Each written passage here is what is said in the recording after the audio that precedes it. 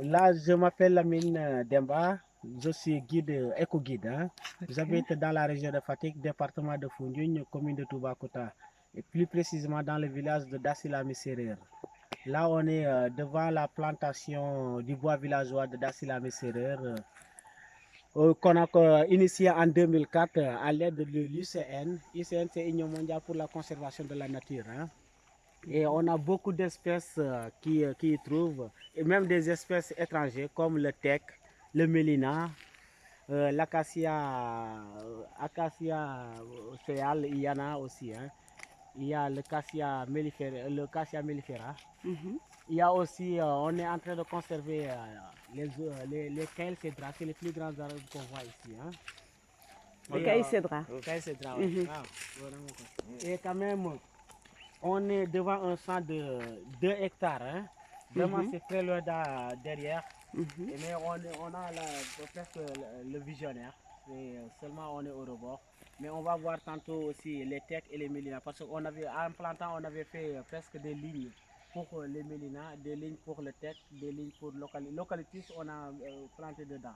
Mhm. C'était pour ne pas toucher, l'idée c'était pour ne pas toucher à la mangrove. Parce que chez nous, les femmes utilisent beaucoup le bois de mangrove, hein, le bois des palétuviers. Mhm. Et on voyait que la mangrove était agressée parce que Mhm. les femmes coupaient même des bois humides pour le Mhm. faire sécher. Mhm. Et de ce fait, avec l'aide de l'ICN, on a vu que pour protéger la mangrove, il faut trouver quelque chose pour ces femmes. Mhm. C'est pour cela qu'on a on a choisi de planter des arbres qui produisent beaucoup de bois pour ne plus de toucher à la mangrove. Donc, oui, vas-y, Et continue. ça, c'était l'idée vraiment géniale. Et depuis ce jour jusqu'à présent, maintenant, les femmes, ils ne touchent presque plus au bois de mangrove. Ok, Ils utilisent maintenant le bois dans la forêt. ok. Et au village aussi, à part cette forêt, cette petite forêt, il y a des forêts naturelles hein, dont là, les gens maintenant commencent à avoir conscience. La conscience tranquille que les arbres, c'est vraiment la vie. Hein. La Nécessaire. nature, c'est la Mhm. vie. Mhm. Les arbres sont nécessaires. Mhm. Maintenant, chacun dans son champ, ils ne veulent plus même qu'on coupe un petit perche pour faire Ah, la toiture ou bien les clôtures de cases. ah, Chacun essaie de protéger vraiment son champ. ah oui, Ouais. ok. Même les petits arbres, les herbes là, pour couper dans un champ d'autrui, maintenant il faut demander la permission. Hein. Ah ah, S'il dit c'est oui, c'est bien. dit oui. S'il dit non, il ne faut pas toucher. Parce que si vous touchez, il va vous amener chez le chef de village. Si vous n'êtes pas d'accord, c'est le consensus, c'est la police. Hein. Très bien. C'est pour cela vraiment. Et mais le départ, c'était très difficile. Hein. Trop difficile même. Parce que on a commencé le travail avec 4 de mes amis. C'était vraiment difficile. Hein. On a commencé, mais même quand on travaille pour la première plantation, même on était à 5. D'accord. 5 personnes hein, pour la première plantation. Vraiment, les premiers hectares, c'était 5 personnes qui ont planté. Vraiment, les gens n'étaient pas conscients. Ils pensaient que c'est des fous qui sont venus planter. On disait, chez nous, on disait que les arbres poussent naturellement. Hein. C'est Dieu qui les a plantés ici, Mhm. c'est pour tout le monde.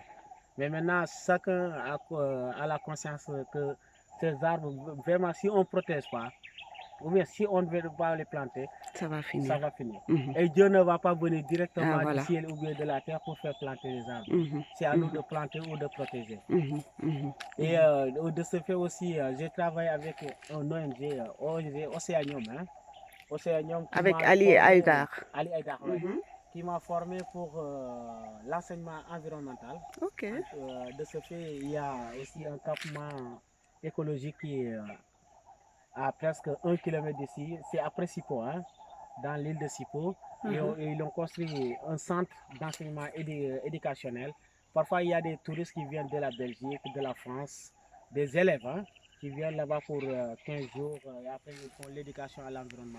Ok. Et toujours, le système est qu'on fait la collecte, d'abord des graines, parfois des feuilles, des arbres qui n'ont pas de fruits, on prend les feuilles.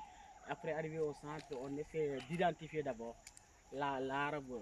Si on identifie, on va passer au processus de développement de l'arbre, comment il se développe, comment il vit, quel est le mieux adéquat pour survivre, comment on fait la pépinière, quelle est l'utilité de cet arbre aussi.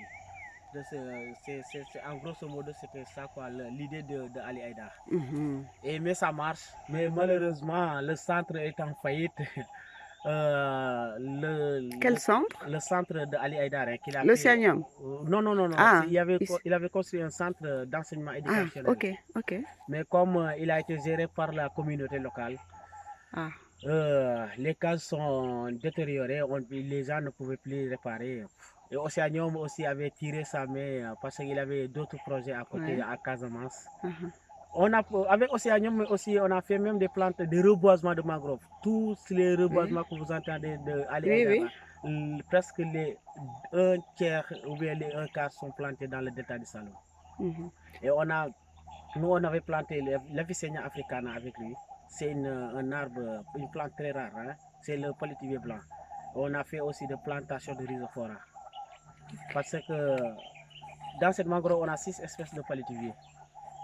Il y a 3 espèces de rhizophora et il y a le Laguncularia rasmosa, il y a l'Avicennia africana, il y a le Conocarpus eractus. Il y a le Rhizophora arisoni, Rhizophora mangle, Rhizophora rasmosa. C'est l'ensemble qui forme la mangrove. On parle avec un technicien. Hein? Parce que la mangrove, c'est l'ensemble des espèces qui vivent dans un écosystème, plus ou moins marin jusqu'au salicorne. Même les petits gazons là au bord de la mangrove font partie, au bord du fleuve font partie de la mangrove. Exactement. C'est nous, quand on dit mangrove, la plupart des gens pensent que c'est les gros arbres seulement. Hein. Or que même les petits arbres font partie de la mangrove. Et on va voir le teck et le mélina. Hein.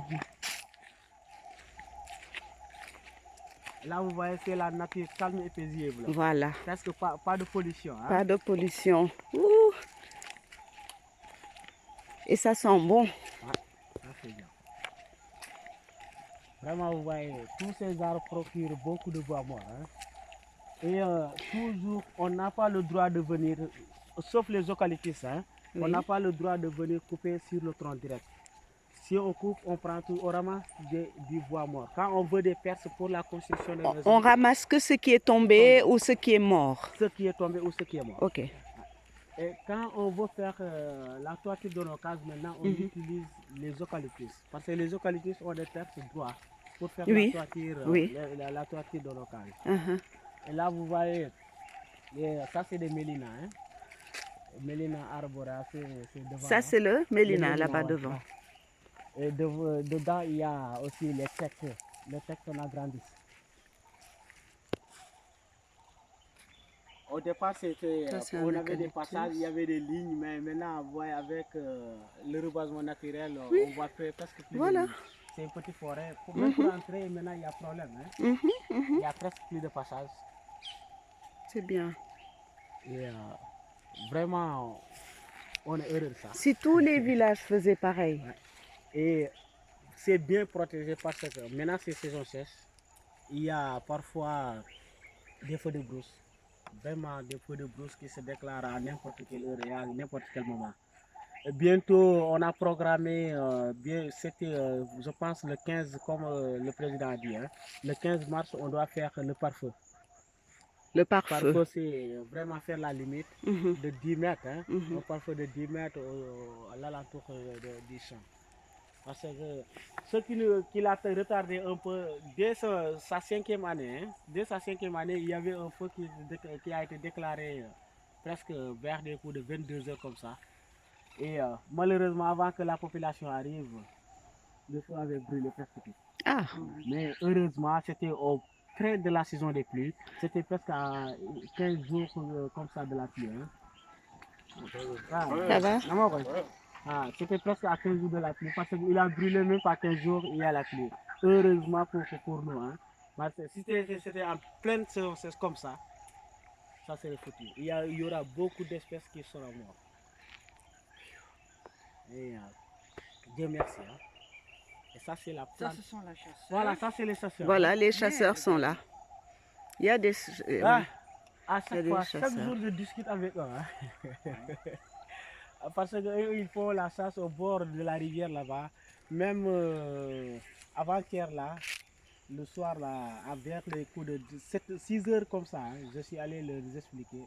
Mais c'est des gens vraiment très difficile. Hein. Mais il y a des périodes d'ouverture de la Ouais. chasse. Mais quand Est-ce que même, la chasse est ouverte? c'est ouvert. C'est ouvert. Il y a des zones amodiées. Il y a des zones, oui. Ouais, mais quand même, eux, c'est des chasseurs, comme on les appelle, c'est des chasseurs freelance. Eux, ils ne se basent pas dans des zones, ils ne sont pas cadrés dans les zones amodiées. C'est ça. Et ils ont le droit, comme ils l'ont dit, hein, ils ont dit qu'ils ont le droit de faire la chasse en dehors des zones amodiées. Et les zones amodiées, ça vient jusqu'au village. Ah. De ce fait, normalement, et comme ils n'ont pas le droit de faire la chasse dans les zones amodiées, ils vont venir faire la chasse près des villages. C'est ça le problème. Mais ça peut amener des accidents? Ça arrive. Hein. Il y a, quand on était presque jeune, petit même, il y avait un vieux qui a été tiré ici par un touriste, hein, par accident. Hein, parce qu'il faisait la chasse aux francolins. Vous savez, les francolins, ils sont par terre, ils topent, brrr, ça vole. Hein. Et le vieux, il était en train de chercher de l'herbe, de la paille. Le touriste ne voyait pas le vieux n'a pas vu le touriste. Parce que eux, quand il faut la chasse aux facochères ou bien aux francolins, ils marchent doucement. Le vieux est là, et quand tu coupes l'herbe là avec le bruit, il n'entend rien. Il était en train de couper. Quand les francolins ont fait ce volet là, lui aussi, de peur, il regarde ce qu'il y a, or qu'il y avait le gars qui a déjà laissé le coup. Hein. Mais heureusement, parce qu'il n'est pas mort, il est là toujours vivant. Ah, heureusement. Mais il a fait l'hôpital, il a fait presque plus de 2 mois à l'hôpital régional de Kaolack. Hein. Et là, on était petits. Hein. Et vous voyez, ça c'est. Et même ces chasseurs-là, on est dans le village, ils tirent, vous entendez les plombs qui tombent sur les toiles, la toiture des bâtiments, comme vous entendez le bruit des. C'est des gens qui viennent d'où, les chasseurs? De l'Europe. Ah oui. Il y a des Belges, Oui. des Français. La plupart des chasseurs ici, c'est des Français Oui. et des Italiens. Ouais. Parce que la semaine passée, j'ai vu des Italiens qui habitent, il m'a dit qu'il habite à, je ne sais pas, Torino, comme ça. Mais en Europe, il n'y a plus d'oiseaux, donc ils viennent ici. Hein. Ouais. Mais normalement, quand c'était vraiment réglementé, ça serait bien. Mais aussi, ici, avec nos agents des parcs nationaux, là, c'est très difficile. Chez nous, ils accusent parfois la population, mais chez nous, on dit que c'est toujours les agents des parcs nationaux qui brûlent la forêt.